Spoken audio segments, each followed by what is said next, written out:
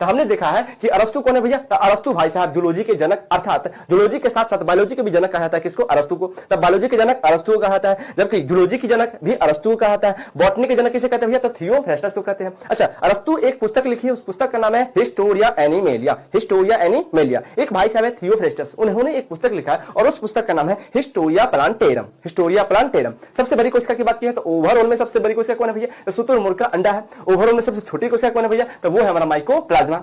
अच्छा, ओवरऑल की बात अगर करेंगे तो अगर मानव शरीर की अगर हम बात करें तो मानव शरीर में सबसे बड़ी कोशिका है, तो मानव शरीर में सबसे बड़ी कोशिका होता है महिलाओं में, जिसे हम ओवम यानी कि हम अंडाणु कहते हैं, राइट। अच्छा, मानव शरीर में सबसे छोटी कोशिका की बात करेंगे तो वो पुरुष में होता है, जिसका नाम है शुक्राणु, अंग्रेजी में उसे स्पर्म कहते हैं। स्पर्म की खोज पहली बार एंटोनी वॉन लीवेनहॉक नाम के वैज्ञानिक ने किया था, इसलिए उन्हें बैक्टीरिया के जनक कहा था, यानी कि फादर ऑफ बैक्टीरियोलॉजी कहा था। फादर ऑफ बैक्टीरियोलॉजी किसे कहते हैं भैया, तो एंटोनी वॉन लीवेनहॉक को कहते हैं। किसे कहते हैं, एंटोनी वॉन लीवेनहॉक को। तो फादर ऑफ बैक्टीरियोलॉजी कहते हैं एंटोनी वॉन लीवेनहॉक को, जबकि फादर ऑफ साइकोलॉजी अर्थात कोशिका विज्ञान के जनक हम कहते हैं रॉबर्ट हुक को। ठीक है।